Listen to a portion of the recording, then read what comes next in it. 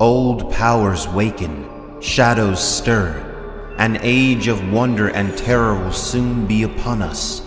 An age for gods and heroes. The glass candles are burning, and you're listening to the Obsidian Nights podcast.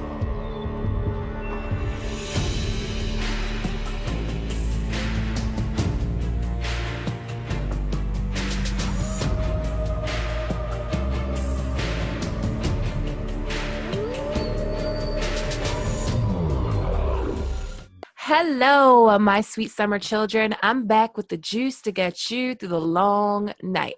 And today we are back in the much-awaited Essos in a Daenerys chapter, Daenerys 3 to be exact. And today's special guest is Alicia. Thank you for coming. Would you like to introduce yourself to the sweet summer fam? Hey guys, like she said, my name is Alicia. I obviously really love A Song of Ice and Fire enough to be on this podcast nerding out with Gray.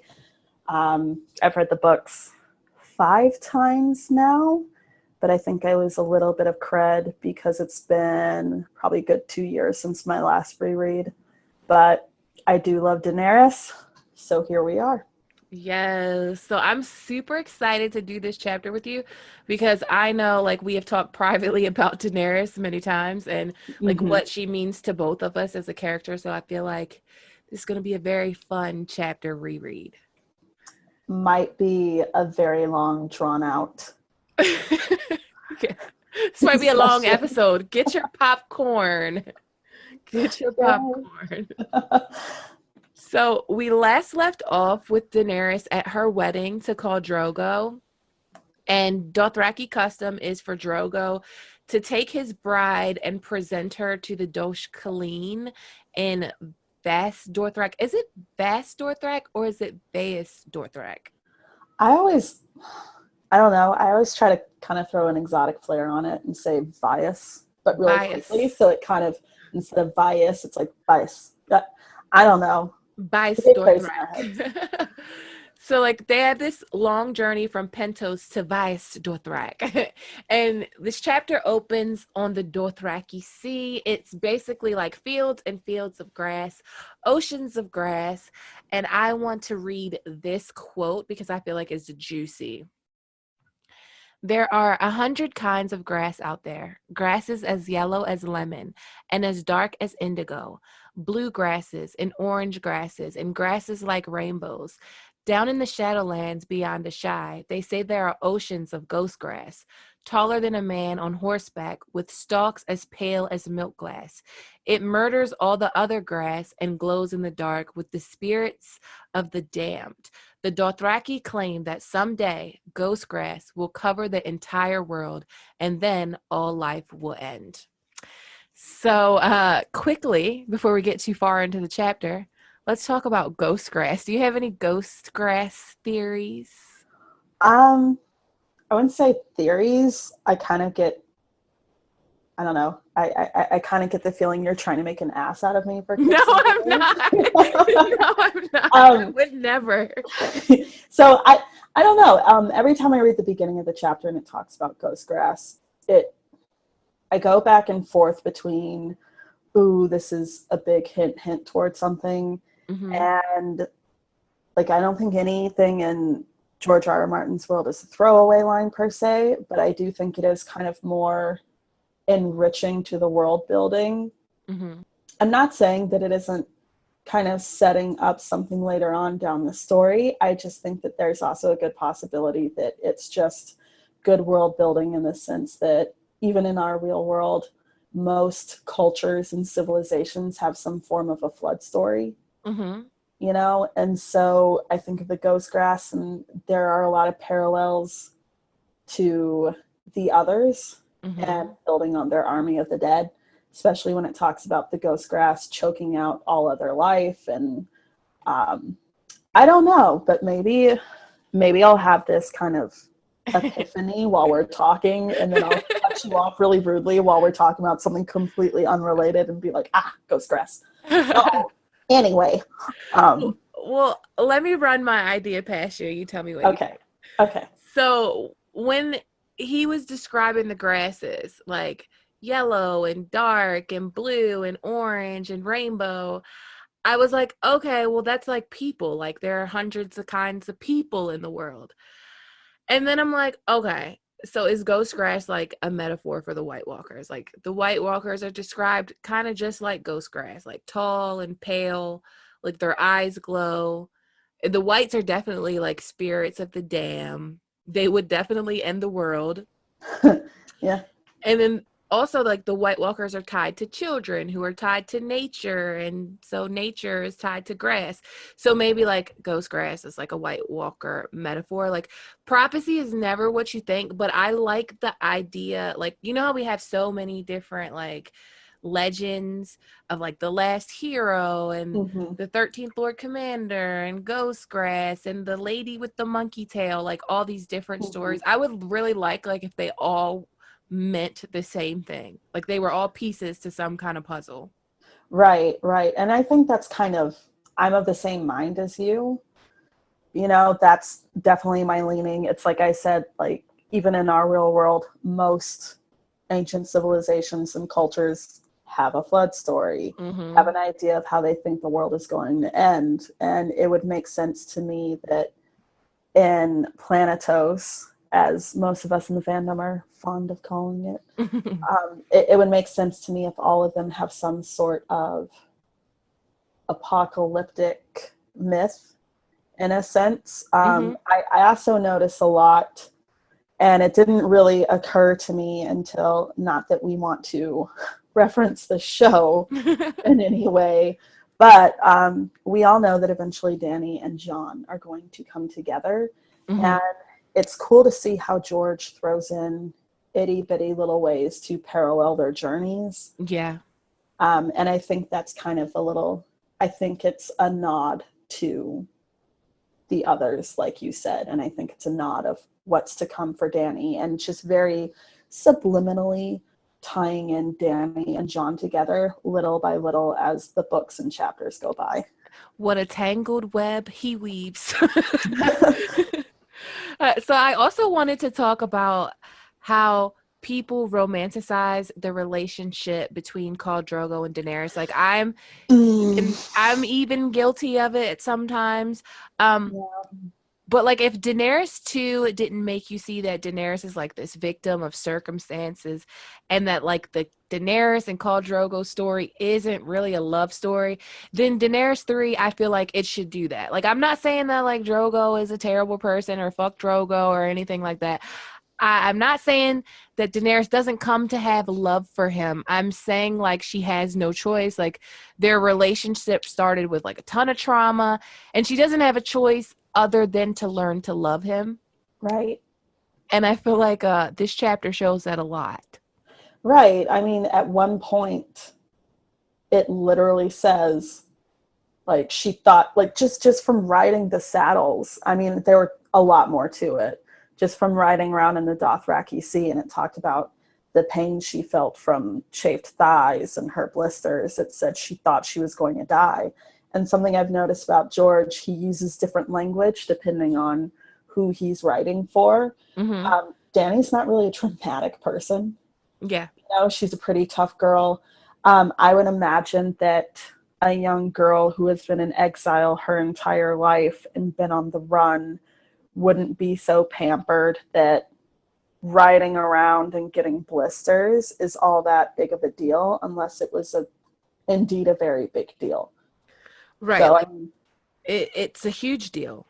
Right. So for her to be in that much physical misery, in that much physical pain, I think it speaks volumes, because I think she's a tough girl. And it's just so sad when you read on. It's like, well, even her knights didn't bring any relief because she rode a horse all day. Yeah. That chafed her thighs, gave her saddle sores. She says like her ass, well, she says her bottom was hideous and bloody. Her thighs were chafed raw. Her hands were blistered. The muscles on her legs and back so racked with pain that she could scarcely sit. And then Drogo comes in. First of all, he ignores her all day. just like he did in their wedding, ignores her. And then like he rides her as relentlessly as he rode his stallion. And he always took her from behind. Like she was crying. She says day followed day and night followed night until Dany knew she could not endure a moment longer. She would kill herself rather than go on, she decided one night. So she's ready to commit suicide. Right. To not have to live this life that she's living. It's not an easy life. You have to be a strong person to even be able to endure that. Right. And I think it just really speaks to the first portion of this book is just hardcore cringe. You know, not the first portion. The first portion of this chapter is just one big cringe fest, you know, because like we discussed earlier, she's not made of lace, you know, she has always been made of tougher stuff, even if she's been meek in the presence of her brother. For her to be in this much misery, and you just feel bad because even after, you know, Drogo comes in and he has his way with her, he immediately falls asleep, and it talks about how she's still in too much pain to sleep. Right. And it's just god awful. And so when she's talking about wanting to kill herself out of everything she's endured in her almost 14 years at this point, like, you know it has to be bad. I mean, it's so easy to just like read it the first or second time through and just be like, oh, teenagers. But it's like, no, like Dany, when you're inside her head and her point of view, she doesn't have dramatic thoughts. Right. You know, she's very, one thing I really, really like about her is she's a very precocious person, because when it comes down to it, she is a child still. Mm-hmm. So she's a very precocious child. And I think she's pretty mature, even if she's inexperienced. So all day she's going through this riding, and she's getting the blisters and the saddle sores and just aches and pains. And then her husband comes in, and I'm not trying to trigger anyone, but I don't imagine that Dany is anything but petite. Mm-hmm. And if this is an imposing warrior who has literally never lost a battle, that has to, like, the difference in stature alone is just, you know, and she can't sleep afterward, and then she has to turn around and ride all day. It's like, that's not something to just throw away. That, like, it's not just a throwaway line that she wanted to kill herself. No, it's very traumatic. It's like she's going through something very traumatic, and that a lot of people that I see that like really they don't like Daenerys, they've always thought she has had it easy because she had dragons. I'm like, did you read a Game of Thrones? Like, did you just skip everything in a Game of Thrones? Like, she had it awful in a Game of Thrones. Like, she was sold to him. Mm-hmm. And while he might come to care about her, she is his property. Mm-hmm. Like, she's not anything but his property. Mm-hmm. And before she was his property, she was Viserys's property. Right. Like, she's not able to be her own person. She can't make choices. Right. Her choices are already made for her, and she has to live with them. Right. And the moment, and even with Viserys, like, people always kind of talk about how, I wouldn't say always, but sometimes there's this perception that Daenerys was weak and then became strong. And I don't think she was ever weak. If you really read the chapters and you really pay attention to like the flashback thoughts that she has, mm-hmm. Dany has always been Dany. It's just a matter of whether or not she's been free to spread her wings, if you will. Mm-hmm. You know, to me, she's always been strong. To me, you always think about strength as like a warrior, like someone who goes into battle like a shield maiden. Mm-hmm. But real strength is being able to control yourself. Like Yeah. Daenerys, like Dany, I'm sorry. This, if I was Daenerys, see, I don't have that kind of self-control. Viserys, I would have cut his fucking head off right in this chapter. There would have been no other chapters with Viserys in it. Right. But I don't have that kind of control that she has. Like, it actually takes real strength to go through the things that she's been through and remain herself. Mm-hmm. So I wanted to talk about quickly, well, not quickly, because I feel like you can't talk about this quickly, is the dragon dream. So she has a dragon dream again. She had one in the last chapter. So I'll just read it. Yet when she slept that night, she dreamt the dragon dream again. Viserys was not in it this time. There was only her and the dragon. Its scales were black as night, wet and slick with blood. Her blood, Dany sensed. Its eyes were pools of molten magma, and when it opened its mouth, the flame came roaring out in a hot jet.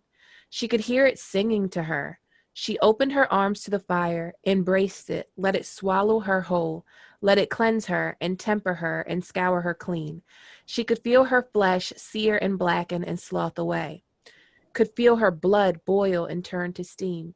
And yet there was no pain. She felt strong and new and fierce.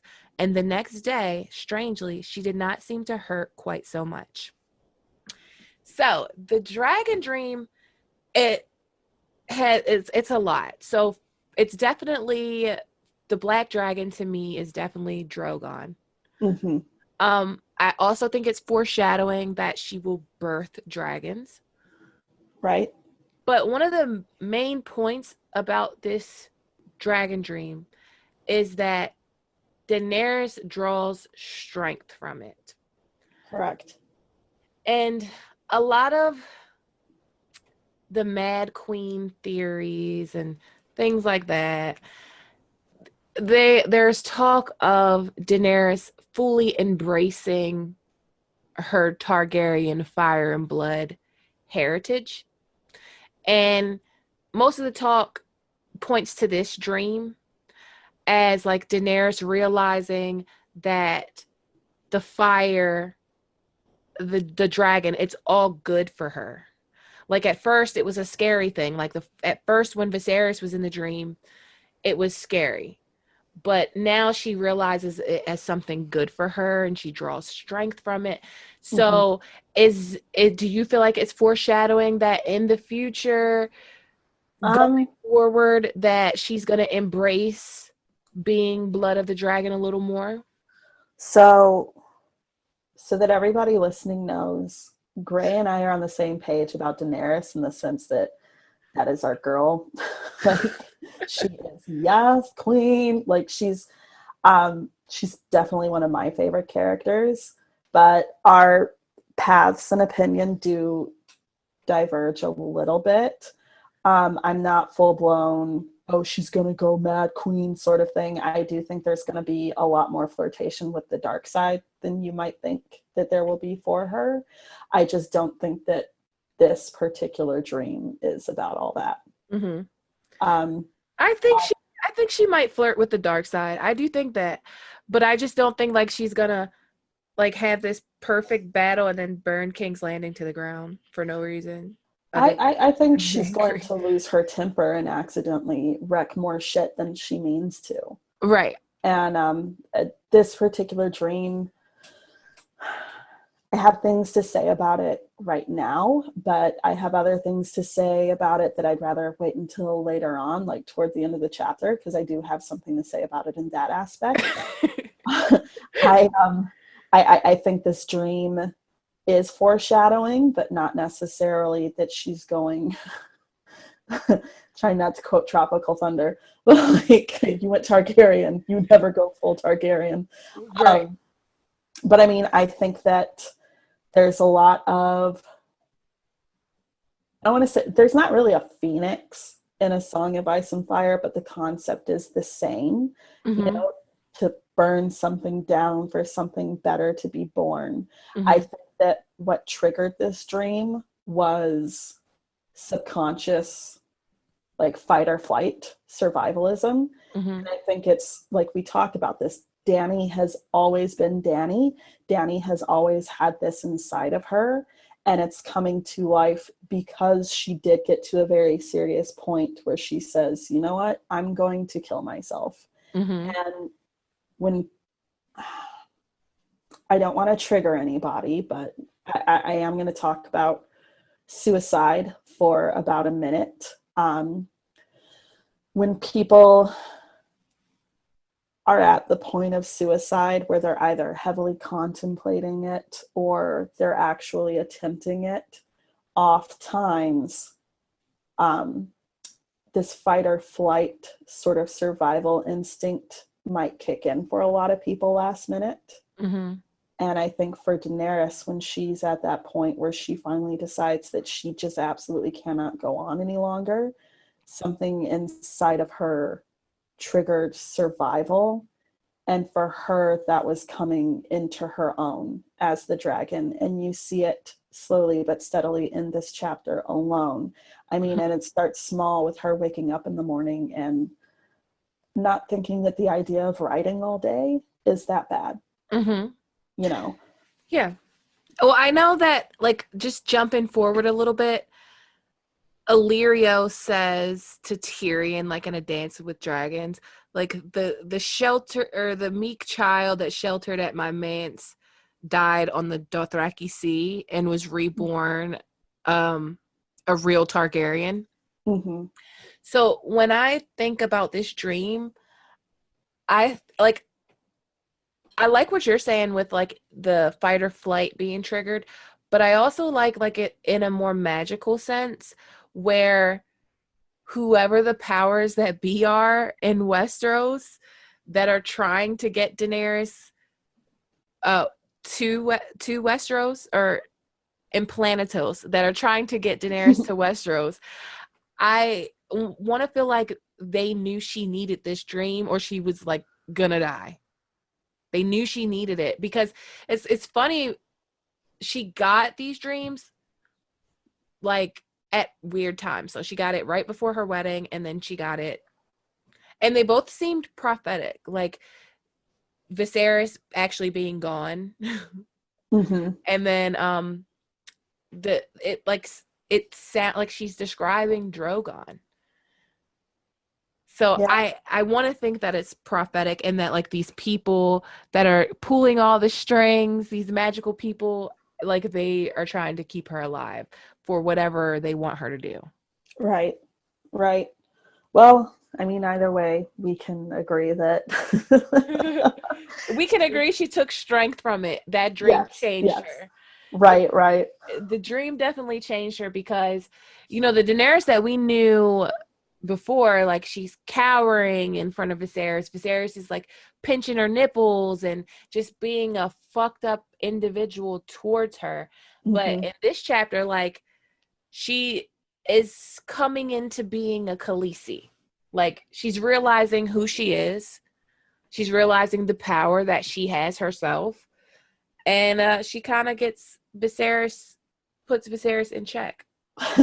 Yeah, I really love reading that just really simple line where she just shoves him away.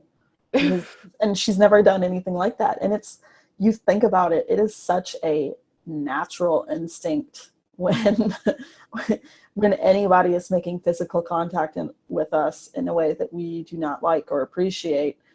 All of us are gonna shove, but it's just like so sad that her entire life she's always just taken it. Mm-hmm. You know, like, you know, the trauma is on a whole other level when someone is physically attacking you, and you know you can't even flinch. You have to just take it. And I had listened to Roy Dotrice read this chapter a couple times before we did this episode, but just the way he's like, she had never done that before. You know?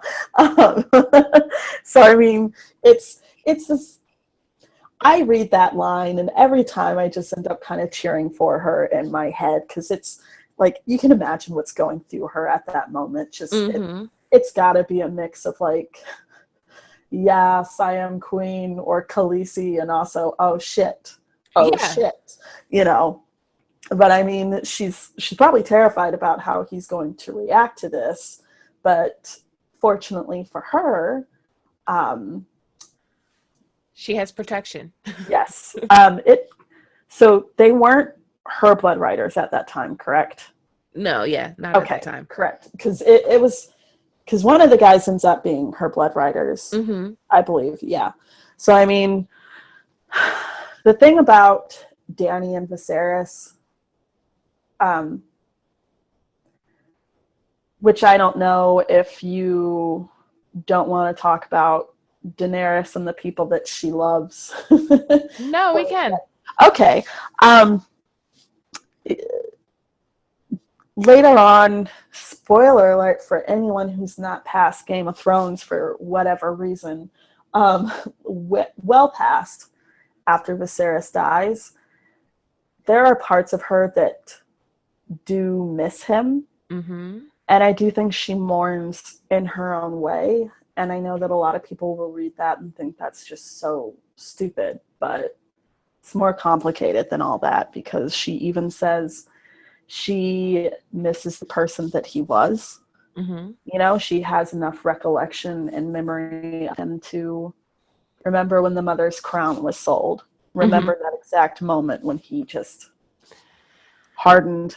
So I think when her protection rolls in and they're like, okay, Khaleesi, what do you want us to do with him? She does feel sorry for him, you know, sorry for him, and I think that's okay. But what I really, really love about the mercy that she gives him is, hey, just because I let you live and go relatively unscathed doesn't mean that what you just did is going unchecked. Like, you're walking, motherfucker. Right. Right. I mean, that the thing, I want to touch on this real quick. So I don't really like talking about the show, but supposed foreshadowing for Daenerys being the Mad Queen was that she did not cry when Viserys died.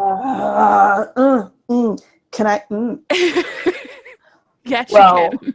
bro, he threatened her unborn baby. Yes. One and Yes. done deal. One of the showrunners did an interview and said that shit was foreshadowing. I don't like him then. Right. Like, who cries because their abuser died? Like, he was her abuser. He wasn't like a brother that took care of her, Right. and protected her. Like, he was gonna rape her. He was gonna rape her before her wedding night. Illyrio had to put guards in front of her door. Right. He's been not just physically abusing her, but all the mental and verbal and emotional abuse that comes with it. I mean, even she's a married woman with like freaking warriors around her at all times, and he's still slipping his hand under her vest and pinching her nipples as some weird form of punishment. Yes. It's just weird shit. It's weird shit. And I think we should talk about like the dynamic between, not really between them, but the dynamic of them, of Viserys and Daenerys. So to me, Viserys is a very weak person. He does not adapt to the life on the Dothraki Sea. Like, Daenerys has the vest on. She has her hair oiled down. Like, she has riding leathers on, painted vest, all this kind of stuff. And Viserys is in soiled and stained silks. Right. Okay, so I think that George did have a good time when he was writing Viserys in this chapter. Like, I think this chapter is really heavy shit, and it's a hard read, but I think that Viserys in himself is kind of like this breath of comedic air. Yeah. Because even like, yeah, so it talks about how she's riding, and she tells everyone to stop, and she's enjoying the day, and kind of in this passing sort of comment, you read that, like, you can hear Viserys' shrill voice, you know, barking orders at the one person and the entire Khalasar, quote unquote, his subject. Right. It's just such a pathetic scene. And then when he comes out and he's telling her, now, first of all, I'm going to rabbit trail for a second here, and let's talk about some of the mental and emotional abuse that he puts her through. You know, it's this very narcissistic tactic to kind of flip-flop with a person, because I believe it's within this chapter, if not it's multiple chapters, he tells her things like, you're just a horse lord slut. And he tells her a couple chapters ago, like, yo, I'm going to let a bunch of men come in and gang rape you because and I their want horses too. Yeah, and they're animals because I want a crown. And that basically says, like, you are nothing. You're not even a human being to me. Yeah. But, you know, she dresses up, like, she dresses for the occasion. You know, she acclimates herself. And he's like, look at you. Have you forgotten who you are? And it's like, oh, so now she's a Targaryen? Right. Oh, so now she's a princess? And it's just that sort of, like, narcissistic abuse where no matter what you're doing, you're going to get penalized for it in some sense. So, I mean, like, he's rolling in with that. But, I mean, like, he's going to sit there and be like, look at you, look at you. And I'm picturing him as a hot mess. Yeah, Daenerys says it. Daenerys says he was a pitiful thing. Right. he had always been a pitiful thing. Why has she never seen it before?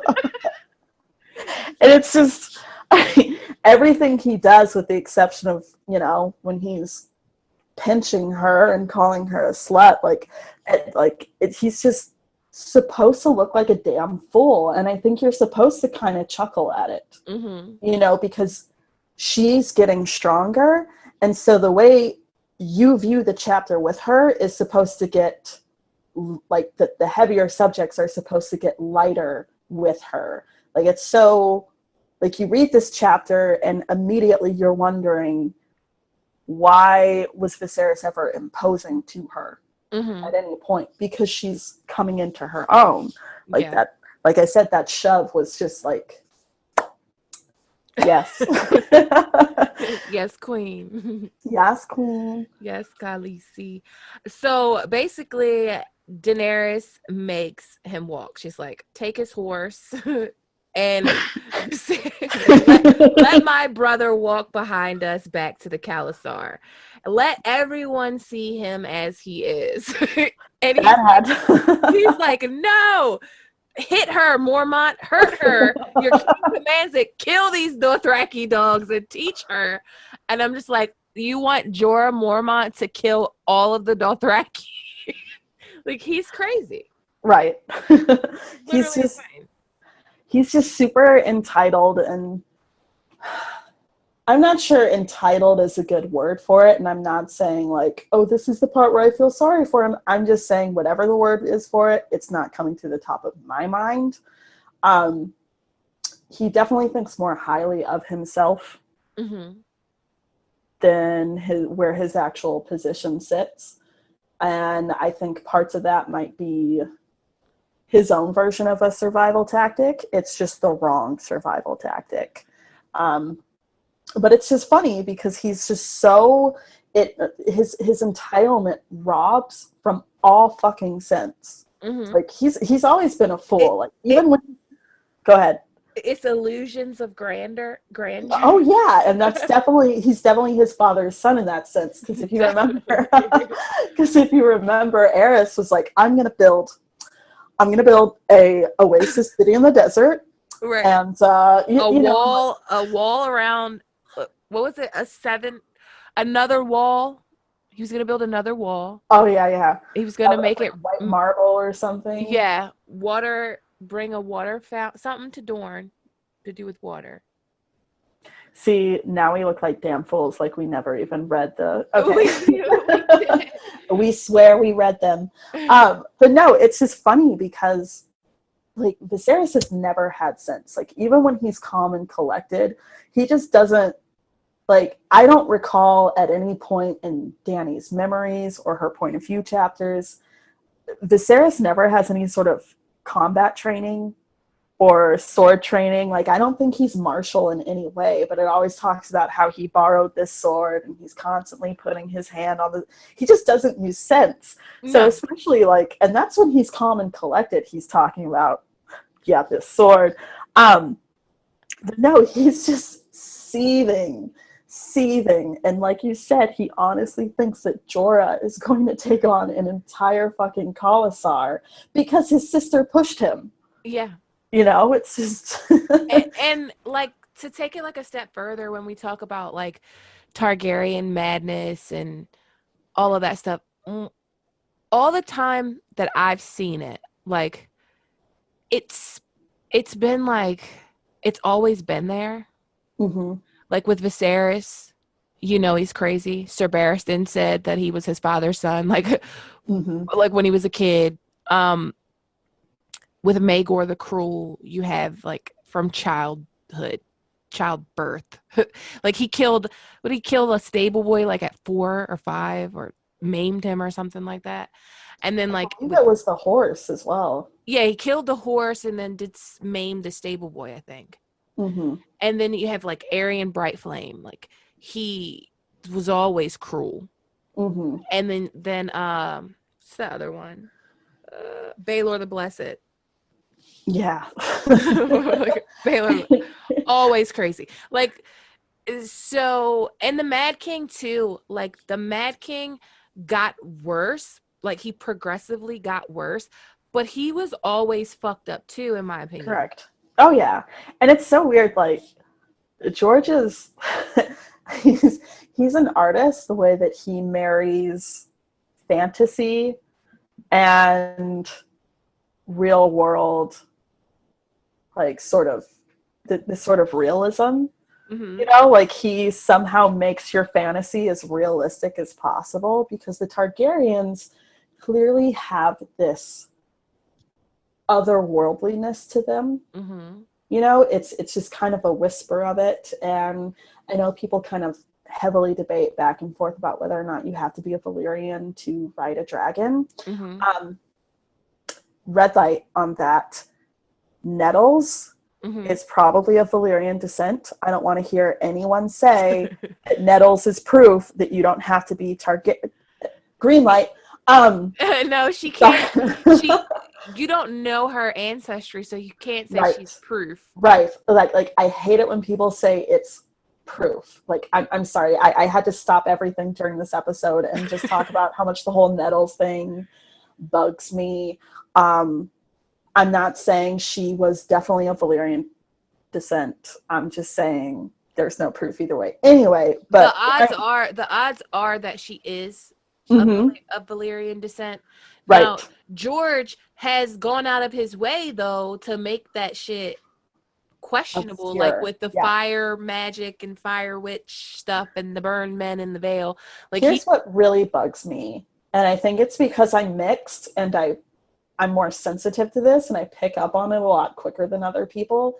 I think a huge issue with the whole Nettles discourse is people can't fathom the idea of somebody being mixed. Like, oh yeah, well they should read about the Black Pearl of Bravos and her kids. Right. It's like, we are in 2020. Mixed kids are everywhere, and people still can't frickin' compute that just because you have a fair colored parent doesn't mean that you can't have any melanin. Right.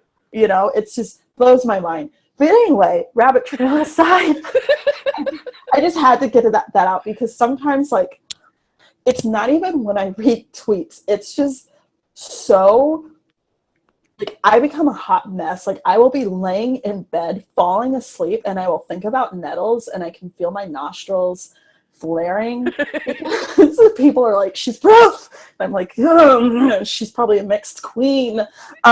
She's not proof. She's some ambiguity, and even more ambiguity comes in when we know, like, that there are people that we know have Valyrian blood that can't ride a dragon.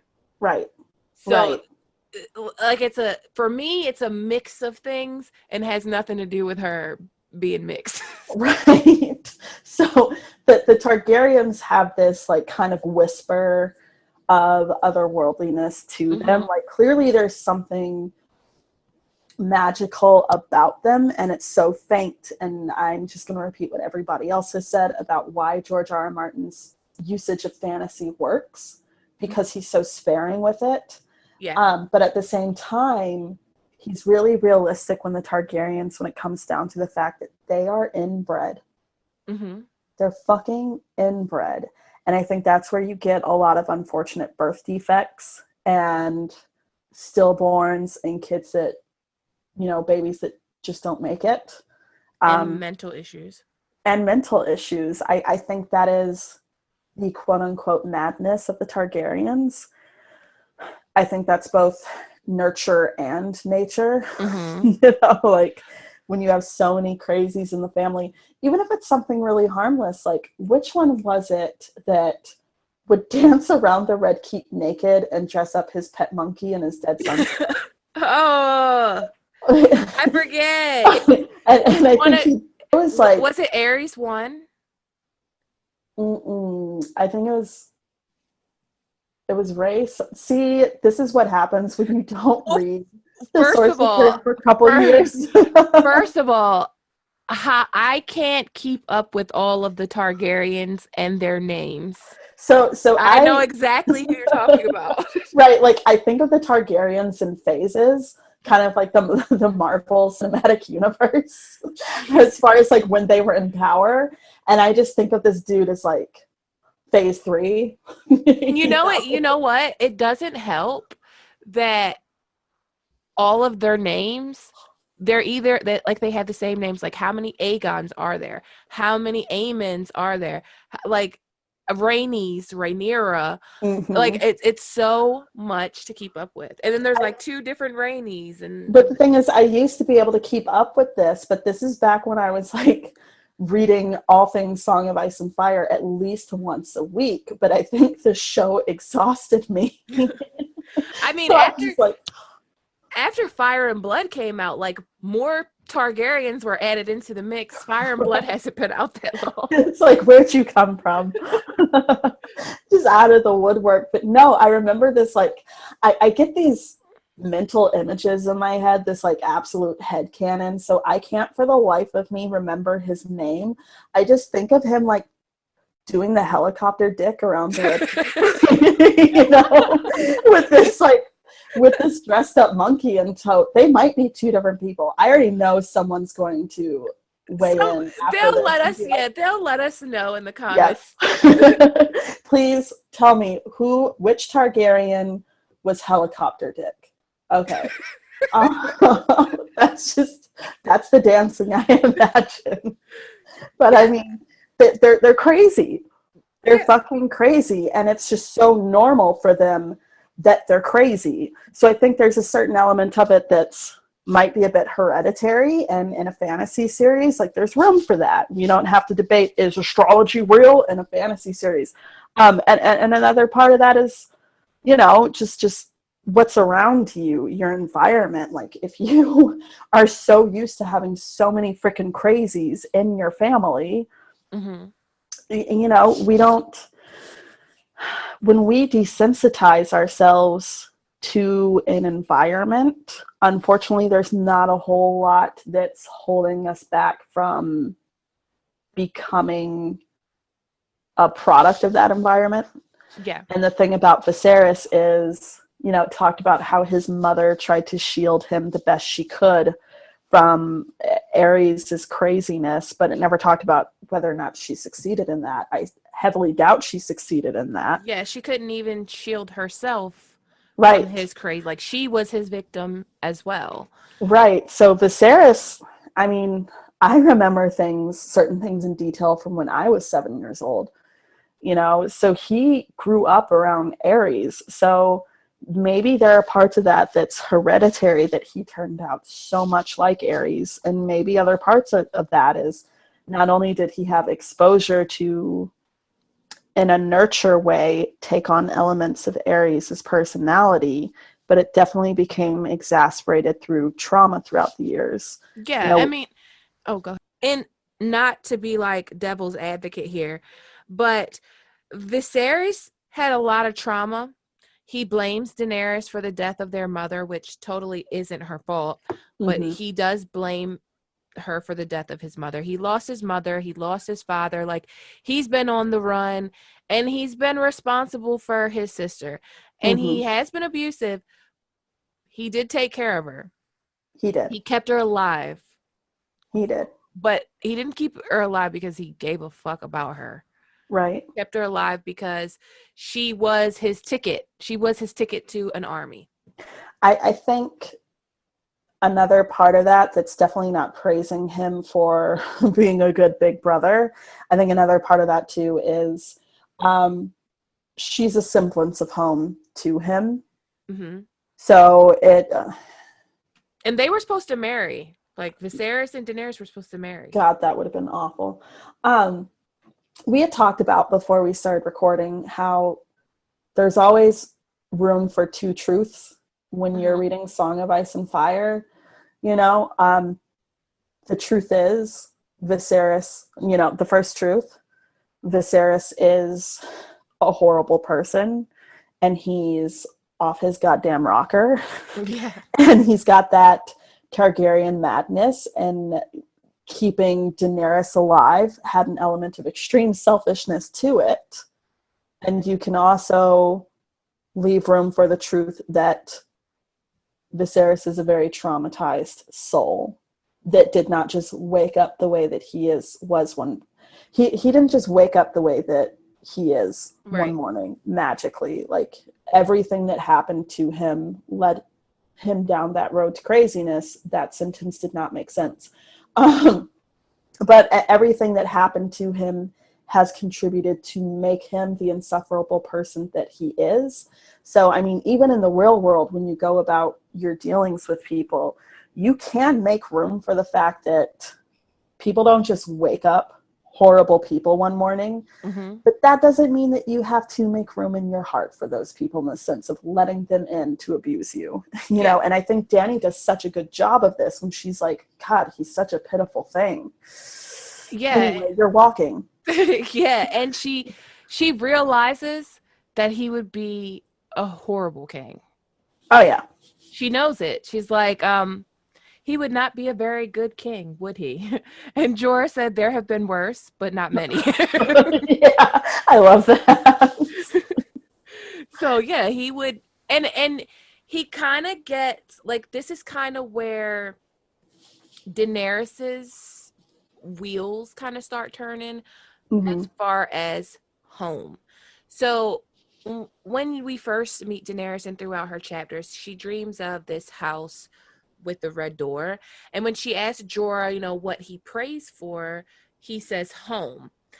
And Daenerys says basically that she dreams of home too.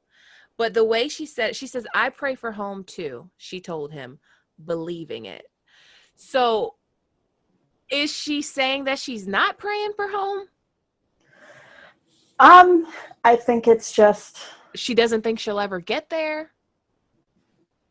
I think it's one of those things where you say it over and over that you don't even like, and you don't even really know what it means. No different than, not to get political on here, but you know, when little kids say the Pledge of Allegiance in school, they don't know what they're saying. They just know to say it. You know, and for her, I don't think she has truly stopped to think about what she's been saying all of these years until that moment. Yeah. So she tells him that she prays for home too, and he says to look around you then, Khaleesi, like you're already home. And she said it was not the plains Dany saw then. It was King's Landing and the great red keep that Aegon the Conqueror had built. It was Dragonstone, where she had been born. In her mind's eye, they burned with 1,000 lights, a fire blazing in every window. In her mind's eye, all the doors were red. So, to me, the house with the red door part of Daenerys' story is about being, it's not even about going back to the house with the red door, but it's about being home. It's being somewhere that is home because she's never had that. She's always been like in her mind, or in Viserys's mind, like 1 foot behind 1 foot in front of the assassins that are coming to kill her, and begging on the streets, and all of that stuff. So when she's like, a lot of people like to say, well, Daenerys she's hungry for the throne. She only cares about the throne. And it's really not that she just cares about the throne. She wants home. She wants to go home. She wants to go to the place that her family built, her family that she doesn't know. Mm-hmm. And the only way for her to be able to do that is to take the throne. Right. I think, I guess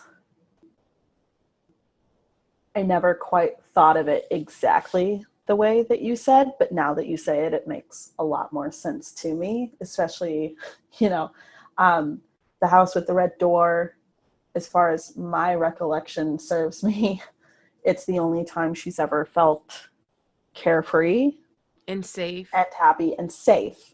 And, when it talks about how they had to leave that house and the door closed on them forever, I can't think of a single time after that she's been safe. I mean, yeah. even when she got to a point where she liked being with the Dothraki and she liked being with Drogo, there was a certain element to it where you don't really think inside of her head, and she has this thought of like, man, I feel safe, man, I feel content, one thing that when you mentioned the red door, I really hate it when people, I want to be careful about this because I know that one of the people that uses this in their theory is someone that I absolutely adore, even though we look like we're on enemies. I already know what you're going to say. Like, I already know what you're talking about, and I already kind of probably know what you're going to say. Let's just out him. No. No. So there's an individual that I absolutely adore. He is like my brother, even though we pretend to be bitter enemies on the Twitter timeline. But I do know that I believe it's him, which is why he shall go unnamed, had talked about in Dany's mind, all the doors were red, that particular quote. And the fire blazing in every window. Right. It talks about her lighting up King's Landing. Yeah. No. So this is where you and I might disagree a bit.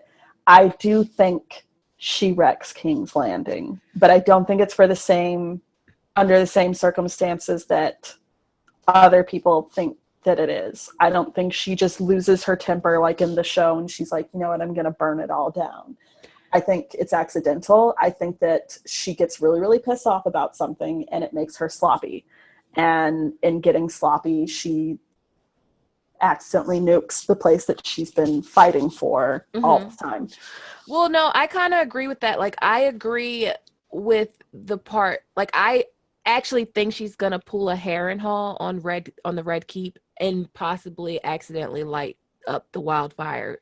Right. And fuck a whole lot of people up.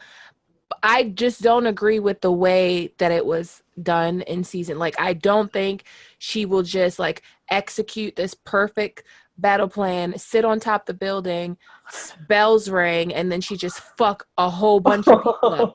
Like, I just don't buy that shit. Right. But I don't think that this quote is foreshadowing that.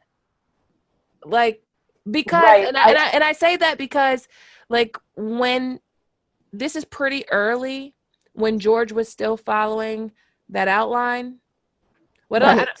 So Dany was supposed to live in that outline. So I can't see her living after killing like all those people.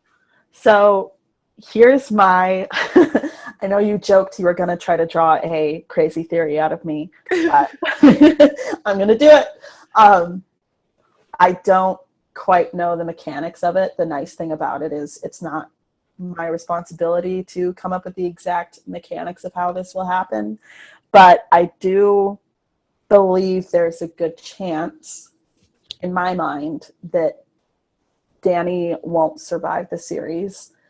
But I think that instead of her being murdered by the only man that she's ever loved, rather than that whole absolute fuckery from season 8, I think that she kind of sacrifices herself in a way. Mm-hmm. And I think there's a good chance that she goes out on Dragonback. Her and Drogon go out together. And I think that as she's about to collide with whatever, I think the last image that she's going to see is a red door. In my mind. That's my little theory. I don't know the mechanics of it. I don't have to. I just got chills. Yeah. Yeah. So I wouldn't be mad at that. Like, I wouldn't be mad. Like, people think like, oh, you're just a Daenerys stan. You're just mad because Daenerys is ending. Well, first of all, you're fucking right. I'm mad about Daenerys' ending. Like, yeah. I'm mad about it. And it's not because she died. It's not because she lit up King's Landing. It's the way that it happened. It's the way that she did it. And then it's the way that she died. Like, first of all, Jon Snow kills her. Jon Snow, this morally honorable person, lures his lover into a sense of comfort and stabs her. That had me fucked up. Then her dragon says, you know what? I can't kill another main character today. So right. It's like just gonna light the throne on fire. Yeah. And then the Dothraki, like, their custom is to like avenge their fucking call when they die. Like, they die with their call. Mm-hmm. They only stay alive long enough to avenge their call. So the Dothraki was just like, gonna get on my horse and go back to Essos. And then Grey Worm is just like, oh, okay, then. Not gonna. Right. That's the part that, see, I had thought in this, because here's the deal. Not that it didn't take a prophet to see this, but I mean, the moment Jon walked in, I was like, he's going to kill her, because like we discussed, season 8 was sloppy. Okay. Like, that dagger on his hip was sticking out a little. It was sticking out a little more pointedly than normal.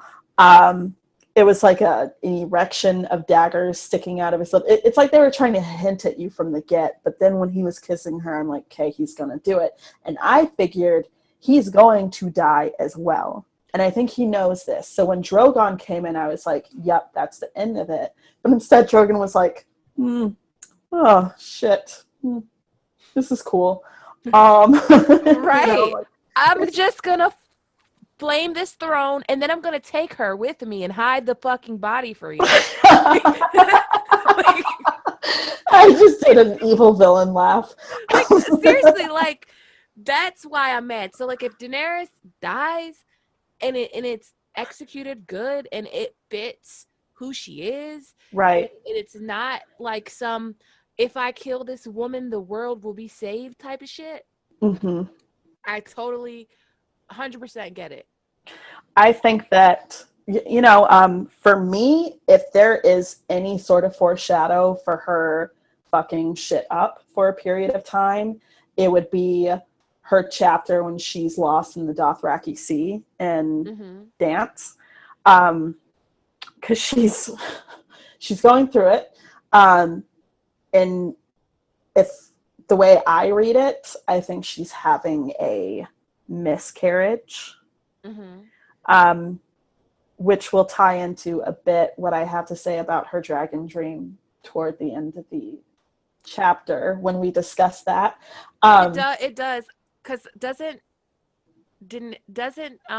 Viserys tells her, I would have used fire and blood, or I would have showed them our house words or something. I don't have the exact quote, but that, and also the, like, to me, the craziest, not even crazy, but the things that she did that kind of have her going towards the darker side was killing the masters in Marine.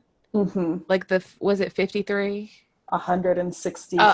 or Yeah. something. Yeah. 163 masters, 53. 100 and like, but after she did it because she was really angry. Right. But after she did it, like, she felt remorse. Correct. And that's the thing that a lot of people like dismiss with that part, with that killing the masters. Like, first of all, for me, like, a slaver, I don't have no fucking pity for no slaver. Like, Right. I just don't. So I would probably did the same fucking thing. Like, if I was her, I'm sorry, don't ever give me 3 fucking dragons, because a lot of shit would be burnt down. Like, right. And that's the thing about Daenerys too. It's like people need to stop and realize, okay, are you guys listening very carefully? She's a kid. she is. She's a kid. Okay, most adults don't have emotional regulation, and that's after their brain fully develops. All right, kids, especially teenagers, don't have that same emotional regulation. So by Dance of Dragons, she's 16. When I was 16, do you know how many fistfights I got into? And do you know how frequently, and it's like, as an adult, I can regulate that shit a little more properly. As an adult, I don't think to myself as often when I'm angry, oh, I want to hit you, or I want to bash your face into something. Mm-hmm. I regulate that shit out. 16-year-olds aren't as capable, especially not traumatized 16-year-olds. And it doesn't matter how much Daenerys is sitting pretty and she's just this powerhouse juggernaut, she's still traumatized. Like, that trauma's still there. So I think Daenerys, like, it's like you said with the Masters, she goes a little bit dark, and then she has this moment where she's like, okay, well, I may have overreacted, but I did it for the children. It was and like, I think it was she had someone tortured. She had skizdeck stuff. I know. I should have reread these books again. But those names are hard. Those Miranese names. Right. And it's like, I don't feel culturally insensitive because it's a made up culture anyway. But like, when she was talking to the Shave Pate about three freed slaves. One of them happened to be a harp player, and they had a wine cellar that they were questioning regarding these 3 murders that were committed by the Sons of the Harpy. And, at first she's like, question him sweetly. But after hearing that one of the 3 victims was a harp player, she tells him, I've changed my mind. Question him sharply. He'll get the dragon's mercy. Dany is capable of quite the temper. She's very much proven she's capable of violence. But she always comes to a point where I don't want to say always, but she does, she has her tender and merciful moments. And I think you lack nuance when you think that she's just going to go full dark, stay there in the pitch black darkness. I think that she's learning and she's growing as a person. Mm-hmm. And she has her moments where she goes hard. So I think as the series progresses, where she's at right now, where we left her off, she's about to go hard in the way that Dany goes hard. However, I do think she'll get to a point where she reels it back because a couple different reasons, because it's consistent to her character. It's consistent to her arc. And also at some point she is going to meet Jon. Mm-hmm. I think that Jon is going to be very, very different by the time we see him alive again. Very. And that depends on your version of, your take on the word alive. I think that Dany is definitely his type. but I don't think that he'll be so feral and so half dead that he's gonna look at this mass murderer woman and get an undead stiffy. Like, I think there's gotta be quite a few redeemable qualities to her still for Jon to meet her and fall in love with her. And I'm sure they'll still butt heads about things. Yeah. But I mean, she's not done yet.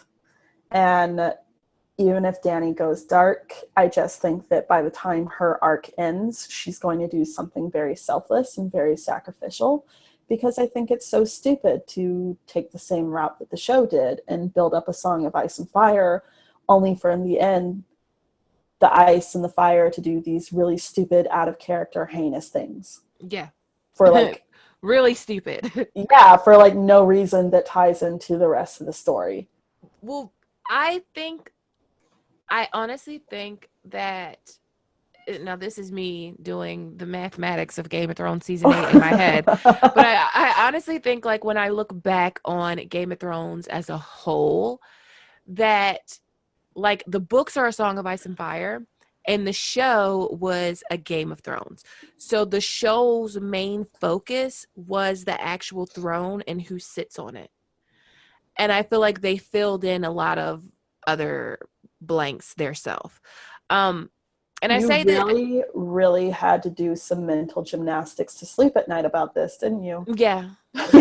Like, seriously, Daenerys is my, like, if I watch a lot of series, I read a lot of books. She, to me, is like the most iconic character of, like, the decade that I'm in right now. Right. Like, my life, she's the most iconic character that I've ever, and I relate to her in a lot of ways, and I would have done worse than her in a lot of situations. So I'm like, okay, like, could you imagine, like, the restraint that she has? Could you imagine Robert Baratheon with the dragon? Oh, the whole world would be nuked, except for women with really big, nice titties.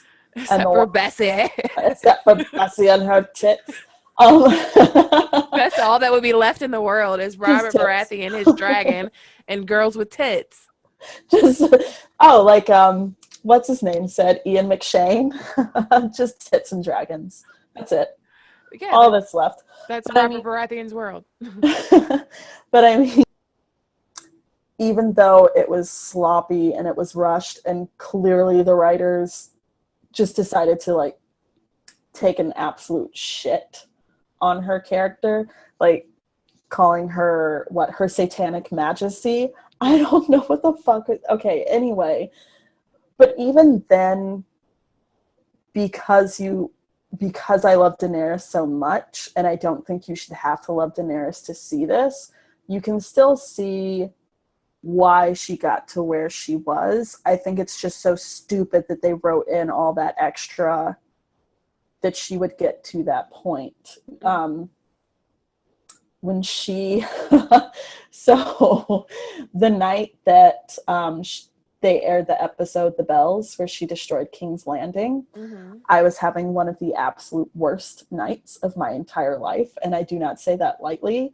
So I was feeling what she was feeling, because I had personally lost a lot. Not quite in that same dramatic fashion that Daenerys was losing things, but I remember having a certain conversation with someone in my life and just being absolutely raw, and watching Game of Thrones right afterwards. Just remember watching Daenerys and Drogon perched on the tower, and every single week leading up to that episode, I was like, I hope she doesn't do it. I hope she doesn't do it. I hope she doesn't do it. But in that moment, when her lip curled, I remember thinking, do it. Well, no, I was the same fucking way. Like, I when they killed Missandei, I was like, I won't give a fuck if she burns King's Landing to the ground. Like, I don't care. And you knew it was going to happen, because Missandei's last words were, Dracarys. So I'm like, yeah, it's happening. It was just like, it was just the way that it, like, to me, she had won. She had won. And then, like, okay, you want to go kill Cersei, burn the Red Keep up, go fly to the Red Keep and burn that shit up. But bro, just to like see her just mowing down civilians, and it was like for 20 minutes. Yeah. So, okay, here's how I had to learn to sleep at night. I think that it did kind of, make no mistake, I think that the development of her character in season 8 was shit. I'm just trying to sleep at night, okay? I think it did kind of build up to her mindset that no matter what she does, they're never going to love her. So I think she finally won. The bells are ringing, and I don't think the bells triggered her. You know, I've seen so much talk about how people were like, and then she got triggered by bells. No, she did not. She got up there. She came to a realization that she just won. After all this fighting and all this waiting and all this shit that she's been through in the show alone. And she still left feeling really empty. And it cost her a shit ton. And I think she snapped. I think she realized, you know what? They're not going to love me. They're always going to fear me. I think she realized, even though the show doesn't quote this, but I think she realized she's never going to be able to plant trees in that moment. And she was traumatized, and she was grieving, and grief does weird shit to people. And she happened to be sitting on the back of a weapon of mass destruction. So she may or may not have overreacted a little by committing mass murder. But I mean, to me, it makes sense that she would do that. I just hate that they took her character in that direction, because it's so contrary to everything that, like, remember season 7, that really dumb episode where they were north of the wall? The only redeemable part about that episode, maybe even the whole season, was when, oh God, I get goosebumps. See, I wish you could see me. When she came in with her dragons and they played her theme. While she's just tearing I just got the chills. Dude, the stubbly hair on my legs that I need to shave just like stood on end. But I mean, like, when she came in and they're playing that epic theme of hers, and you're just like, this is what she was born to. Yes, this is what everything has been leading up to, and this is just but a taste of what the finale is going to be and what Daenerys is going to do, what she was born for. And then they pulled that shit that they did in season 8. And that's what makes me so incredibly furious. Yeah, I mean, well, I'm going to fuck your sleep up a little bit. Okay. It's Friday night anyway. So. I'm sorry. So, the way Emilia Clarke, the actress that plays Daenerys, described it was kind of what you said. Like, it was just grief, and it was pain, and doing that made her feel better, even if it was just for a little bit. And then after that interview, HBO put out a fucking video that said the Mad Queen with Daenerys, and it had like all of these. The video was titled The Mad Queen. And that video got so much hate that they have privated that video now. Well, I mean, that's the thing too. It's like, don't get me wrong. When you do something that's wrong, you are wrong. You're dead wrong. That doesn't mean that you're free from consequences. That doesn't mean that it was okay.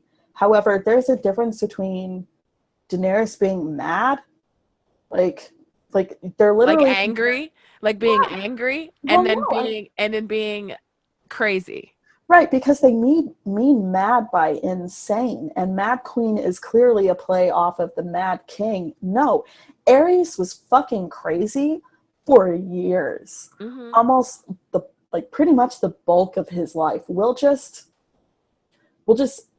entertain the idea that he was okay until Summerhall. We'll just say that's when it all started, when he was like 15 years old. But even then, how old was he when he died? Like 40s? Yeah, 40s.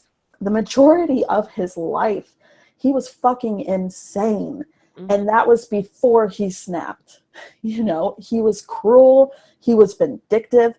He was a rapist. He got thrills off of hurting people. He would get sexually aroused by hurting people. That's a big point too. Like, right. She's never killed anyone and been like, ooh, this made me come. Like, she's never been like, okay, not in the books. There was that brief moment in season 5.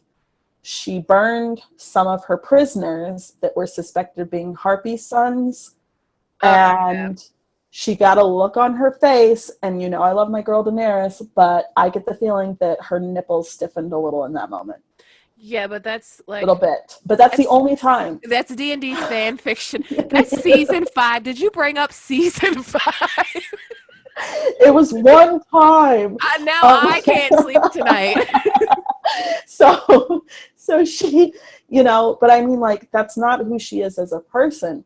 Daenerys snapped and did something vicious as a response, as an immediate response to a lot of her grief. I mean, she never mourned Miriam Azdor, did she? Like, she never felt bad for burning her ass up, did she? No, she killed her fucking kid. Right. No, I agree. I agree. No. But I'm saying, like, I was wondering if she ever had a moment where she was like, oh, I had to kill that lady. Would you? I can't recall it. No. I like to think of myself as much as like I'm an assertive person, and as much as I do not put up with people's bullshit, when it comes to their well-being, I am a softie. Right. I want you to be well, just do it the fuck over there. Don't do it over here. Just be well over there. Like, as much as like I don't go out of my way to harm people, I do wish even people who irritate the shit out of me and who I don't like, I wish them well.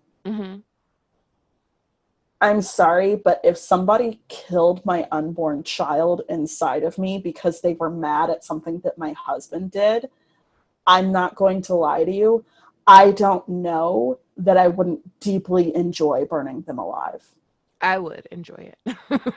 Like, I know I would. I know I would. Right. So it's like, you have to put yourself in somebody else's shoes. Like, I'm not saying when you read these books, you have to think about XYZ. I'm saying if you don't stop to put yourself in these characters' shoes, I don't understand why you're reading the books. Yeah.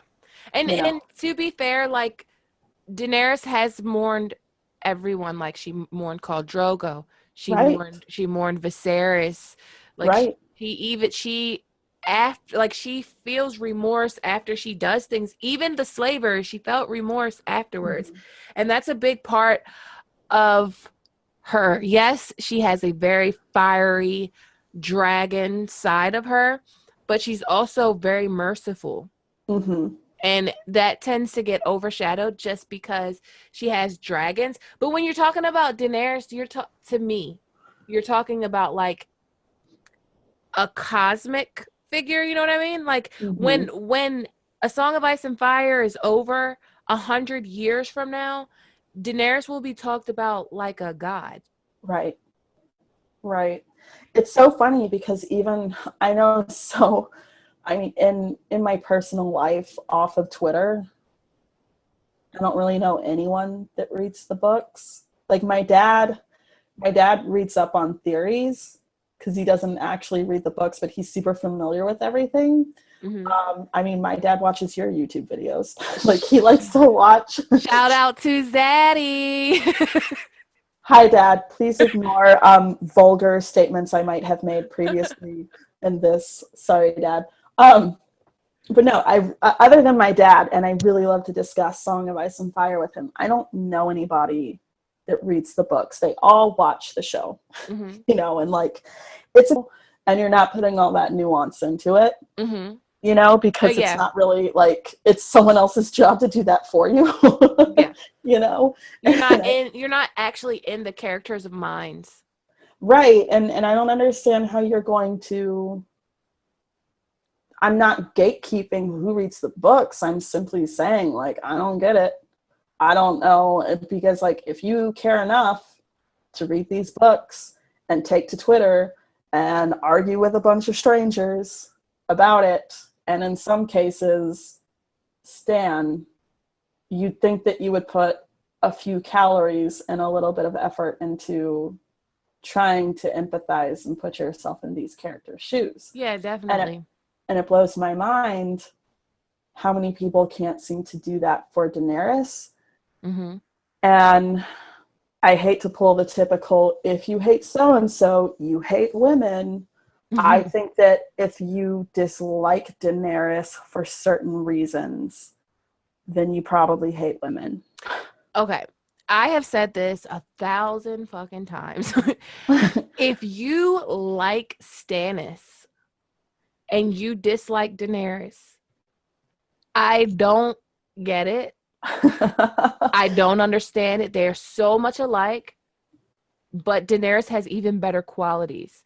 Right. I did a episode with Quinn and Brendan B-Fish where we talked about Stannis.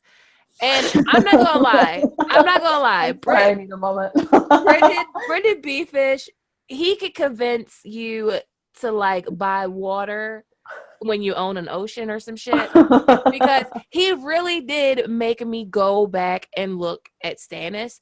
And the only real beef I have with Stannis is the way he abandoned Robert, but like I get it. Also, when it comes to Stannis, like I'm a middle child, so like I get it. But at the same time, the only beef I have with Stannis is that he killed Courtney Penrose, and he didn't have to, and it was very dishonorable, and he's like very much a hypocrite. Yeah. But I do see the good qualities of him. So like, Right. I don't love him, I don't stan him, but I get why people do. I just don't get why those same people don't like Daenerys. Right. I've always loved her in the show, but I went through a time probably up until about 3 years ago where I didn't really enjoy Daenerys chapters as much. They kind of got on my nerves, and it was a stupid ass petty reason. Like always dreaming of Dario's dick. No, it wasn't even that. It was the word nibble in her chapters. Oh, really? Like when it talked about her nibbling on food, I don't know why, but it would just like send me into a fucking you know, like so fucking petty. Like, don't say nibble around Alicia, guys. You know, when it talks about certain females nibbling on something, and maybe it's just because like my entire life I've always eaten like a feral child. I'm like, why would you just like throw that shit in your mouth and swallow it whole? Why would you nibble on that what is it? Permissive? I can't get it the fuck out. The permission slip fruit. Yeah, that one. Permission. We're both so stupid tonight. Yeah, Stannis. So I mean, maybe you don't like Daenerys for certain reasons, and you also don't like Stannis. And cool, I mean, at least you can keep the same standards going. But at the same time, like, I feel like if Daenerys had less power and she was doing some of the things that she's doing, and one could argue she probably wouldn't be doing XYZ if she didn't have power. But I mean, I think that as a whole, even on a subconscious level, the world hates a powerful woman. And that can be a lot of the beef that people have with Dany. Yeah, some people have like, they think she's a morally ambiguous character. And to an extent, I think she is, because they all are. But I think she's a good person that makes mistakes. And it's not like she has a whole lot of soundboards or sounding boards to keep her on the straight and narrow. I think right now her only absolute moral compass is Barristan Selmy, and he's not the sharpest tool in the toolbox.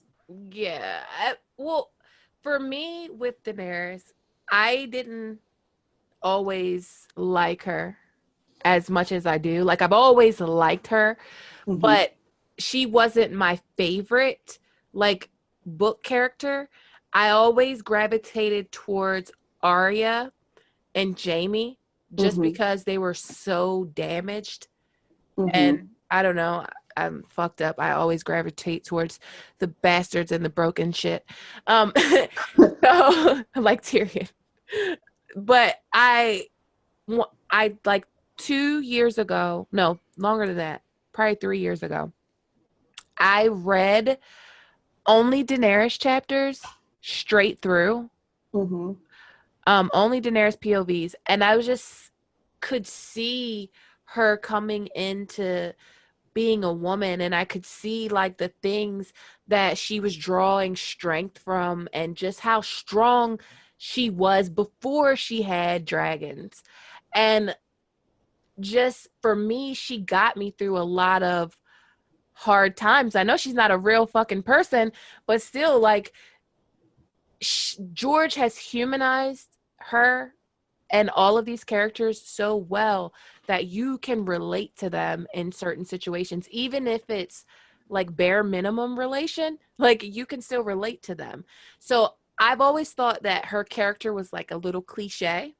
Daenerys, like, lost dragon lord, comes back home with dragons, takes over the world, long lost princess. You know, it's like her, it's tropey, but at the same time, it's like flipped upside down because she does manage to, like, she does have this hard road in a Game of Thrones, and then she does manage to hatch these dragons. Like, she loses her husband, she loses her brother, she loses her child, and then, like, you see her just learning as she goes and, like, just going through life. I don't know how to explain it, just believing in herself. Right. She doesn't like fantasize over prophecy, and she does like Stannis. Like Stannis. Gray, are we about to quote season 7? No. I know what you're talking about. I believe in myself.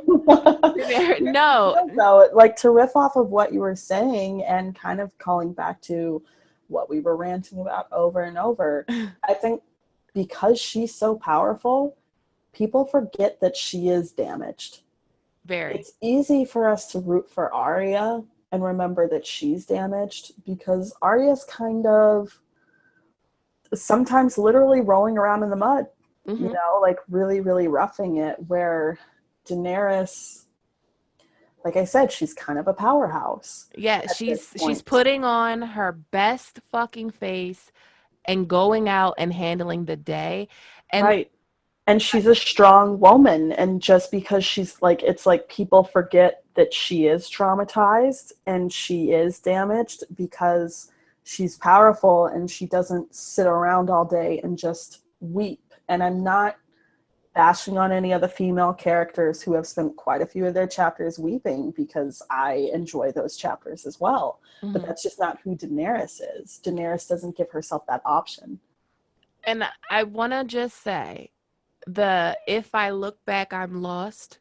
Like, I have taken so much from that quote. Like, that, like, I'm about to get that shit tattooed on me. Like, but not the tattoo part. I mean, maybe one day. Tattoos are addicting. But I mean, like, in certain things that have happened in my life, I find myself thinking of that quote quite a bit. Yeah, Daenerys is just, for a lot of us women, a very relatable person. And I think we have a lot of emotional investment wrapped up in what she does next. Yes. Because so many of ourselves find ourselves identifying with her. You had talked about how you relate to Daenerys quite a bit in your life. I do as well. I wouldn't, you know, how that trend on Twitter was going around where you post 4 pictures of characters you relate to the most. I wouldn't say Daenerys makes that top 4, you know. Shout out to Yennefer of Vengerberg. Oh yes, queen. Yes. Um, but I mean, it's quite a bit of her struggles in her life, and even just thoughts that she has. Um, that has been me throughout my life, and maybe that's why I go so hard in defending her and trying to justify even the dumb shit she does. But Oh yeah. she is. I know there will be, because I've had this conversation with certain females, I know there will be females out there that are like, don't tie me into this. Like, I don't feel like I relate to her. And that's valid. That's very, very valid. Yeah, I feel that way about Sansa. Right. Don't tie me into any of that shit. But I mean, there do exist a good surge of females, not surge, but there do exist an entire onslaught. That's not even a word. There does exist an entire plethora of women that feel like Daenerys is a sort of champion for them, even if she is fictional. And that's why, God, we're going to talk about the stands for a moment. Their behavior as a whole aside, and not every Daenerys stan acts like this. It's just, I'm talking about them as a whole. I think one of the reasons they go so hard, not saying that I condone any sort of doxing that might take place or any sort of verbal abuse or saying that you're going to beat up Brendan Beefish at Dragon Con. Oh my. I don't condone. Oh, you didn't hear about? Okay. We won't go there. I don't condone that sort of behavior, but at the same time, I try to think about the fact that it's like first of all, these might be teenage girls doing a lot of this. Second off, they might feel the same, that they relate to her on such a deep level that an attack on Daenerys feels like a personal attack. I feel that. Like, I ain't even gonna lie, I'm gonna beat Brendan Beefish up at Dragon Con too.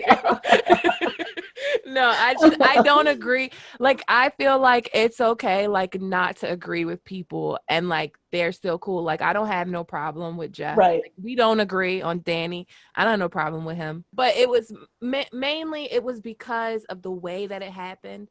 Right. Daenerys it kind of felt like they just threw her character in the trash. Right. And lit that shit on fire. And then there was nobody left to mourn her or care about her. And then we get like this montage of the Starks. And don't get me wrong, I love the Starks, but like, I don't know, all of that shit. It felt like a huge spit in the face. You spent years making us yes queen this girl, like get emotionally invested in her, spend all these, like, we just put so much time and energy into Daenerys Targaryen, whether you loved her or not. And then all of a sudden they pull the shit that they pull, and it kind of felt like, and I'm not saying this is what they were communicating, I'm just expressing to you the emotions that went through my body as it aired at that time. It felt like you are taking a strong woman and saying, yep, this is what happens. This is what happens. They turn into with that speech that she gave. That speech was the icing on the fucking cake. Wasn't it reminiscent to Hitler or Stalin? Yes. You're watching, sorry, side comment. I love watching John's reaction because he doesn't understand a goddamn word she's saying, but when she says Winterfell, he's like, what? And then Arya goes up to him, I know a killer when I see one. That part was just dumb. I have done many gymnastics about this. Let's move on. So, Daenerys. So, her dragon eggs are a big part of this chapter. Mm-hmm. One quote I want to talk about kind of has to do with Azor Ahai. She says, "Stone," she told her. "They're only stone. Even Illyrio said so. The dragons are all dead." She put her palm against the black egg, fingers spread gently across the curve of the shell. The stone was warm, almost hot. "The sun," Dany whispered. "The sun warmed them as they rode." So one thing I want to talk about is that the dragon eggs are referred to stone many times, and they're also referred to as stone dragons. She has a quote where like she talks about the stone dragons locked inside the eggs, and I swear that makes me feel like it's totally some Azor Ahai related waking dragons from stone type of thing. But also I wanted to talk about what do you think Daenerys kind of incubating these eggs had anything to do with them hatching, or was it solely that blood magic ritual?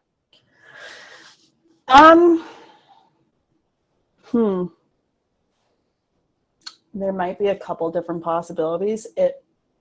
My only issue is I think that those eggs were warm when she touched them because of something supernatural.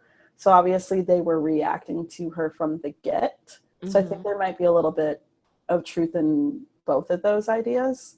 So I think that they were reacting to her, but I also think that the not really ritual, but yes, the eggs were reacting to her, but also I think that it took Drogo's funeral pyre to really activate it. Yeah. If that makes sense. Like it was more of a final step rather than this or that. Yeah, I kind of agree with that. I just, when like she's going through these different phases where like the sun's heating the eggs, and then you know she's like holding the eggs when she's sleeping and putting them next to her baby and all of that, like it's reminiscent to me of like the Targaryen children from back in the day, like walking around with their eggs or taking their eggs wherever they go, and those eggs eventually hatching. So I think like that, and of course the pyre had significant effect on birthing dragons, and the pyre being like the main ingredient in the recipe. So she is with her handmaidens, Doria and Eerie and Jiki. She is like talking about dragons and magic. So Eerie says that brave men kill them, for dragon terrible evil beasts. It is known, agreed Jiki.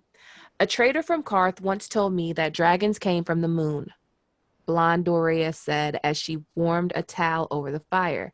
Jiki and Eerie were of an age with Dany, Dothraki girls taken as slaves when Drogo destroyed their father's Khalasar. Doria was older, almost 20. Magister Illyrio had found her in a pleasure house in Lys. Silvery wet hair tumbled across her eyes as Dany turned her head curious. The moon. He told me the moon was an egg, Khaleesi, the Lyseni girl said. There were once 2 moons in the sky, but one wandered too close to the sun and cracked from the heat. 1,000,000 dragons poured forth and drank the fire of the sun. That is why dragons breathe flame. One day the other moon will kiss the sun too, and then it will crack and the dragons will return. So there's like a lot of different legends, like when it comes to dragons and all of that shit. I like the moon and the sun theory, like the moon bumping into the sun theory. I like that because Daenerys is moon of Khal Drogo's life, and Khal Drogo is like sun and stars, and like them merging together actually rebirths, like brings dragons back into the world. So I like that. You know, that's better than what I was thinking when I read it, and even when you were reading it back to me. I was, like I said, I like yours better, but what I was thinking was Daenerys would clearly be the moon, but I don't know if the sun is a person in particular as much as it is events in her life. So, I mean, it could be Drogo, because it's definitely, I mean, I kind of want to talk about her getting pregnant toward the end, because I have a few different, not so much theories, but thoughts on what could be time correlation. But I mean, it's no spoiler that at the end of this chapter, it's revealed that she's pregnant. Yeah, I mean, and it's around.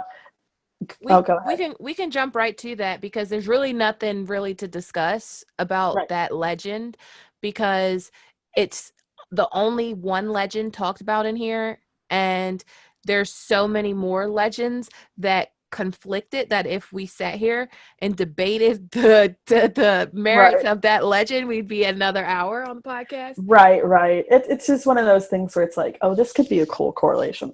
So I mean, I think there's a possibility, so no one get mad at me or put words into my mouth, or just hear me out before you get heated.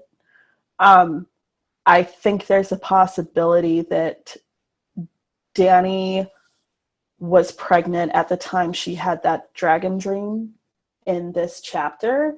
Mm-hmm. And I think even if, I don't think she knew she was pregnant if she were pregnant at that time, but I think it's part of what triggered that fight or flight in her that I had discussed. Mm-hmm. I'm not saying I think that the dragon was her baby.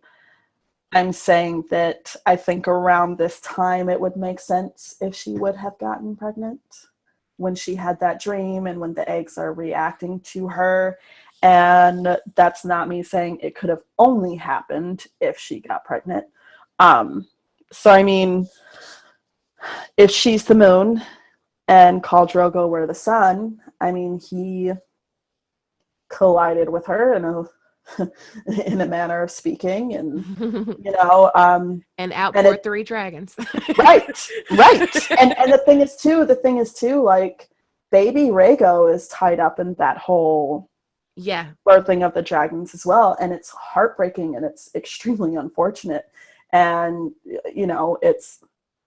I don't wish the loss of a child in any capacity on anyone, and it was a big deal to Dany, whether or not she spends every chapter after that, like, absolutely crying about it or not.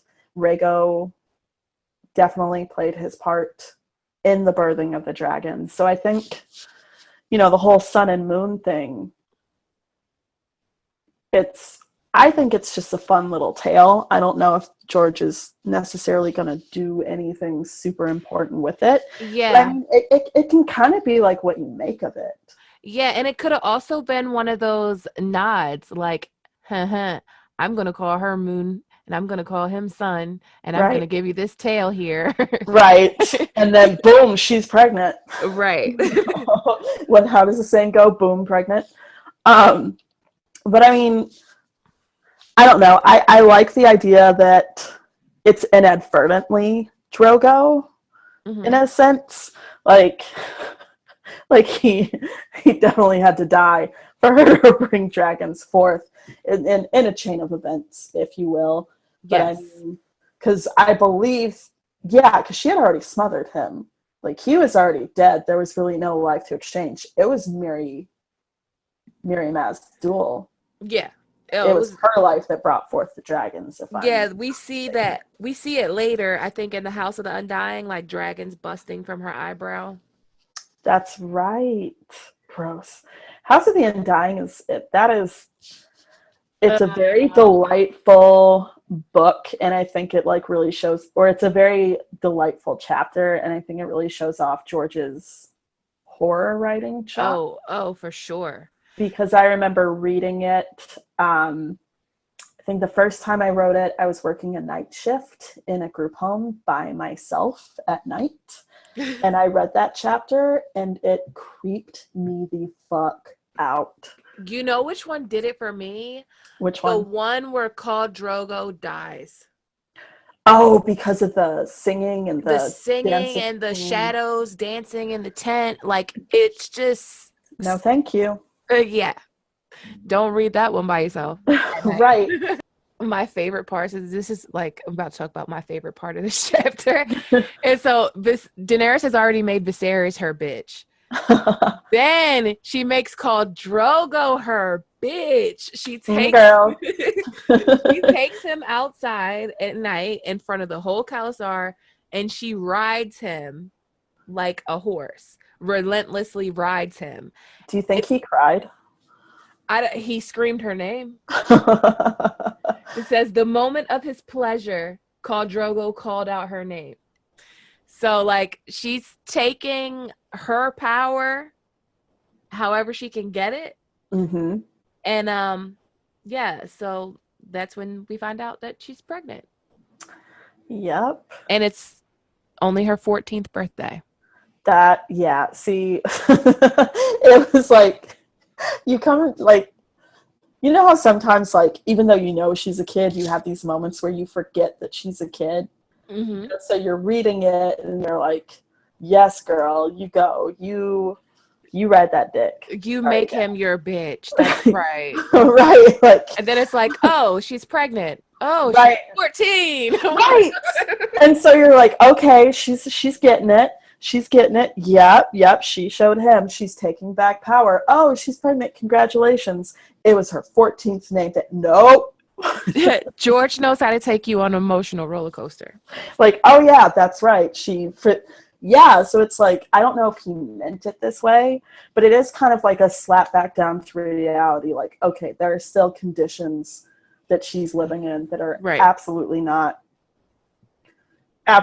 desirable. It's weird because obviously a Game of Thrones is canon, but between him changing so much in it, and I mean, he's still a fantastic writer in Game of Thrones, but you can see he very much improves between Game and Clash. Mm-hmm. Sometimes I just like don't consider Game as canon in my head. So I never like know when he writes something in Game, I'm like, was that intentional? Did he mean to do something with this later on? Like, long story short, when I read something in Game, I don't necessarily bank on the fact that it's going to have consistency later on in the books. Especially the early chapters. Right. Like the first half. Right. Some of his analogies are just weird, and I totally get, like, one thing I love about how he writes point of view chapters is the analogies that these characters have in their heads is so relevant to their everyday life. Like, you have an Asha chapter, and she's gonna her inner monologue, the analogies are going to be dealing with being a sailor or a pirate, being out at sea, you know, just like feelings like that. But I mean, Game kind of kills me because it's talking about the Valyrian road that's straight as a Dothraki arrow. What? I mean, are there crooked arrows out there? I don't understand. You know, he's trying to use analogies that are relevant to Daenerys because it's her inner monologue, it's her point of view chapter, but it's like the Dothraki arrow part, like, I'm going to nitpick that. It's like, you could have said arrow and it would have been good, you know? The last guest that I had on, shout out to him, Poncho Jack, he talked about the way that George writes characters and the way that he actually puts himself as that character. Like, none of the POVs sound the same. Right. Like, you read an Arya chapter and everything's stupid. Like, that exact words. You know, everything's stupid and this person's stupid and this, but you know, like, everything makes her so angry, which understandable. You know, it's from, you know, and then you read a Bran chapter and like you pout with him. Right. You know, and I don't care what anyone says, Bran has his moments where he pouts, whether or not it says he's pouting. Of course, an 8-year-old doesn't think they're pouting. Yeah. You know, and it's understandable because look at his living conditions. You know, I mean, I love the way that and it just comes to show the fact that men hate Sansa tells you that George writes her really, really well because he's writing from the perspective of a preteen / teenage girl. Mm-hmm. You know, and I'm not saying like, yes, hate her, it's written really well. No, I'm just saying like where some of the disinterest or impatience or even dislike for Sansa comes in is because she's a young girl and she's like, oh, my golden lion. Oh, lemon cakes. I'm going to nibble on this lemon cake. You know, and they're just written really well, but Game was definitely, I mean, He definitely got stronger as he went. yeah. Definitely. Yeah. And not even it. I would say I don't even know if it's he got stronger or the world got built out more and got more richer to where the analogies actually made sense. Mm-hmm. Yeah. So it's probably a mix of both. I mean, I'm sorry, but of course, you're gonna get better. I am petty and I can't get over the Dothraki arrow analogy because I can't think of a crooked arrow. I bet the children of the forest probably had crooked arrows. Maybe, but do you remember that Disney, of course you do, because everybody talks about it lately, the Robin Hood Disney film with the foxes and Little John is a big bear. Mm-hmm. So do you remember the archery tournament where No. okay, so there's a scene where they're doing an archery tournament and Robin Hood is posing as this super poor archer with no name and he's using arrows that are just sticks tied to sticks. And that's what I think, like, I don't know. He said straight as a Dothraki arrow, and that's the first thing I thought of. Well, maybe their arrows are more straight because that's their main choice of, well, that's not even their main choice of weapon. I just don't see a crooked arrow being aerodynamic. Me either. Okay, maybe there's someone out there that knows shit about archery or medieval weapons or even physics. Are crooked arrows a thing? I need to know because it's living in my head. This will keep her up at night. It is living in my head rent free right now. So 3. Is there anything that you wanted to add that we didn't cover? Did we talk about Daenerys and her relationship with Drogo? Yes. I think we said we were going to, and I don't remember if we did. We did. That was the first thing after Ghost. Got it. Because I know some thoughts that I was having, like, about Irri and Jiki. Mm-hmm. And it's something I didn't even notice until, like, a couple days ago when I was rereading the chapter. Like, I know me personally, so frequently Irri and Jiki are just kind of like afterthoughts. Mm-hmm. Like they're just kind of throwaway characters. And I never stopped to consider the fact that Daenerys, like they really do help to enrich Daenerys's world and her character where it's sitting. And I know that whether we agree with it, whether we like it or not, Daenerys does end up falling in love with Drogo. Mm-hmm. Daenerys does end up enjoying elements of her. That actually, I think she straight up enjoys her environment and all that, and she makes do. And I was thinking about the fact that there are two things to that. When you grow up in abuse and you grow up in a hostile environment, and like we talked about, Viserys is the only person who quote unquote took care of her or quote unquote cared about her. Mm-hmm. After that, everything is a goddamn step up. Yeah.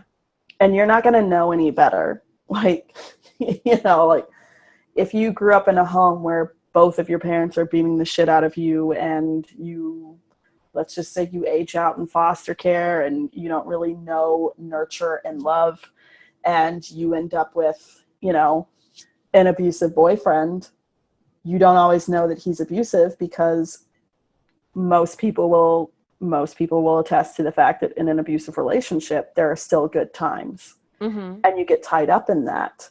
And unfortunately, you don't know better because it is genuinely the best you've ever been treated. Yeah. And up to this point, Drogo is the best that Daenerys has ever been treated. And what's on top of it, the women that are surrounding her in her environment, they're just so desensitized to the idea of, like, Irri and Jiki were they, daughters of Khals? Yeah, that were killed. Right. They were basically princesses. Mm-hmm. And now they're slaves. And I don't think they really, if they care, we don't really get. They don't voice it. Right. And it's just so normal for them. You know, and they seem so chipper. It's just, well, this is life. This is the Dothraki way. And so Daenerys is surrounded by these people that it's like, yep, that's life. We are property because we're women. And basically we go to not so much the highest bidder, but to the victor go the spoils. Yeah. But Jiki and Eerie have been born in it. Mm-hmm. And it's all that they know. And it's probably like, they probably live their life knowing that their parents could die at any minute and they get sold off to another call. Or like even the Dothraki women, like I think Daenerys needing to go live with the Dosh Khaleen after her call dies is stupid. So I also think like that those women, they don't rebel against that. Like right. They just go with it because it's how, you know, their culture. Yeah, right. And so when Daenerys, whether you like I said, whether you like it or not, she falls in love with Khal Drogo. And that doesn't mean he didn't rape her. You know, that doesn't mean that he didn't mistreat her. It's just up to this point in Daenerys' life, that's genuinely the best she's had it. And so... And that's saying something. Right. It's still a sad picture, but it is what it is. Mm-hmm. So you end up seeing such discourse online about whether or not Daenerys was in love with Khal Drogo. Like I said, you have people doxing other people over this shit. It's like, hey, there's room for both truths. Yeah, she definitely loved him. Right. There's not a doubt that she loved him. And that doesn't mean that it has to be okay. That doesn't mean that George is communicating that it's okay. It happened. So, I mean, I know that even as she starts getting, you know, when I say more powerful, I don't just mean like magic, but I mean like when she starts accumulating more followers and, you know, more political power, if you will, and even coming into herself a lot more and becoming a stronger woman. Mm-hmm. She still looks back at her time with Drogo very fondly. And she names her favorite child Drogon, you know, and like, it's one of those things where it is what it is within the story. And George isn't saying that it's okay. You know, he's just saying like, this is realistically how a 14 to 16-year-old girl is going to react to her first marriage, her first love, you know, first dick. I'm so ignorant. I'm sorry. My dad is going to die. I'm sorry. Dad's going to be like, I'm going to pretend I didn't hear that. Fun doing Daenerys 3. I was really glad to do it with you because I know like we've talked about our Daenerys feels in private so much. Yes, so it's good to talk about them with you online. Actually, my next Daenerys chapter is with Vanessa Cole, and I picked all Daenerys and I will see you guys next week.